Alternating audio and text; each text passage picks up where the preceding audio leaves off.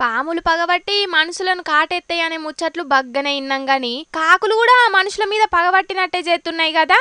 ఇగో గిడ చూసిండ్రా, చెట్టు మీదున్న కాకులన్నీ తొవ్వ వంటి పోయే మొగోళ్లను టార్గెట్ చేసి కాళ్లతోని దన్నుకుంటా ఓడవనీకి అత్తున్నాయట. గిట్లా సిరిసిల్ల పాత బస్టాండ్ కాడ జరిగింది గీ ఇచ్చంద్రం. బస్టాండ్లకెళ్ళి ఎవరన్నా బయటికి వచ్చినా లేకపోతే బయటికెంచి బస్టాండ్లకు పోయినా సుతం చెట్టు మీదకెంచి వచ్చి నెత్తి మీద దాన్ని పోతున్నాయట. గిట్లా ఇది చూసి ఆడున్నోళ్ళందరూ మస్తు పరిశాన్ అవుతున్నారట. ఇటుకెంచి పోయేటోళ్ళందరూ ముందుగానే చేతిలో ఒక తువాల పట్టుకొని కాకులు నెత్తి మీదకు రాకుండా ఊపుకుంటా పోతున్నారు. మరి కాకులు గిట్లెందుకు చేస్తున్నాయి ఎవ్వలకు అర్థమైతే లేదట. నీ అవ్వ ఫీరీ బస్ పథకం చేయబట్టి ఇప్పటికే బస్సులలో సీట్లు దొరకక ఆడోళ్లతోని పంచాదులు అవుతుంటే మీదికెళ్లి బస్ స్టాండ్ కడగి కాకుల టార్చర్ ఏందిరా నాయన అని రంది పడుతున్నారట కొందరు మొగోళ్ళు. విరూపాక్ష సినిమాలో కదా కాకుల మీద మంత్రం చేసినట్టు మొగోళ్ళు బస్టాండ్ల పొంటి రాకుండా సతాయించమని ఎవరన్నా మహాలక్ష్ములే గీ కాకులకు ట్రైనింగ్ ఇచ్చిండ్రా ఏందని అనుమానపడుతున్నారు కొందరు.